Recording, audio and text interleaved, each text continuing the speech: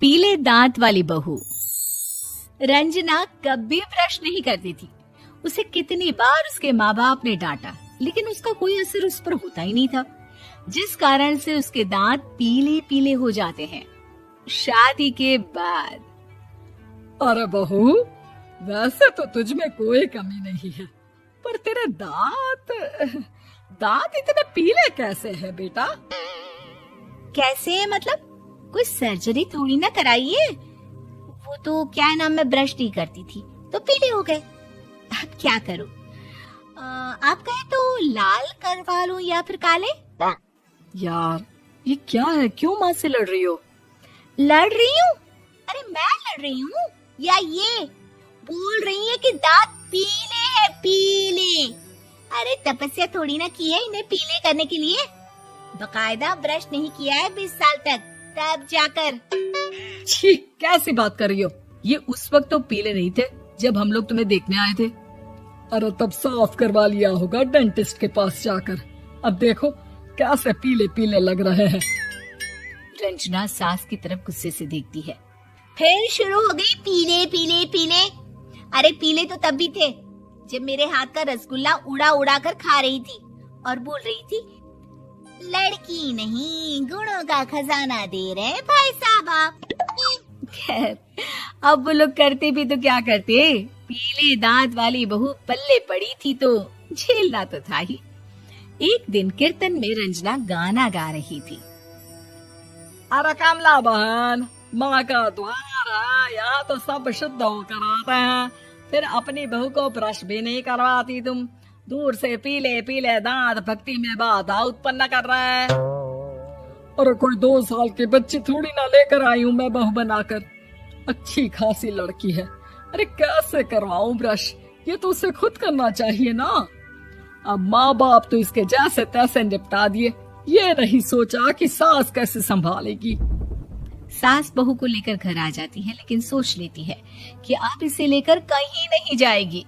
अगले रोज बहू कहती है, अरे क्या हो गया, मंदिर नहीं जाना क्या? कीर्तन का वक्त हो रहा है।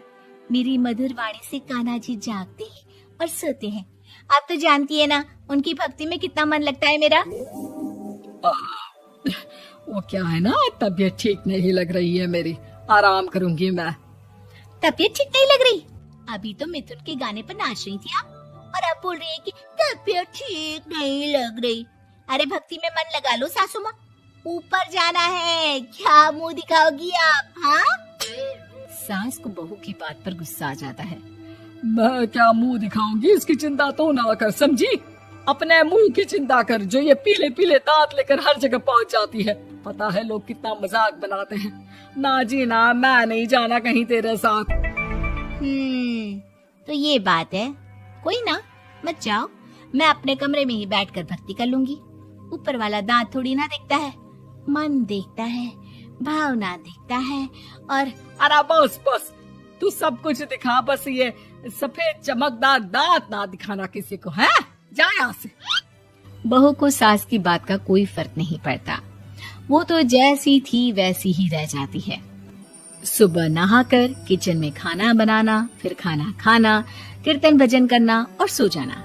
एक दिन, माँ जी मैं सहेली के घर जा रही हूँ, शाम को लेट आऊंगी। हाँ हाँ, तो जाना, मैंने कौन सा तेरी आरती करनी है घर पर बैठकर। रंजना सहेली के घर जाती है, जहाँ वो पार्टी में जाने की तैयारी कर रही होती है। अरे शिखा, कहाँ जाने की तैयारी कर रही है? मैं गलत वक्त पर आ गई क्या? अरे नहीं यार, उल्टा सही वक्त पर आई है। मैंने ये साड़ी और ज्वेलरी निकाली है यार, शाम को इनके ऑफिस की एक पार्टी में जाना है। बताना कैसा लग रहा है ये सब? नहीं यार, इस ड्रेस के साथ तो वो वाली ज्वेलरी अच्छी लगेगी। हाँ हाँ सही बोल रही है, मैंने ध्यान ही नहीं दिया। वैसे तो हमेशा से मस्त फैशन सेंस रखती है। तो बड़ा जाती होगी ना पति के साथ पार्टी में।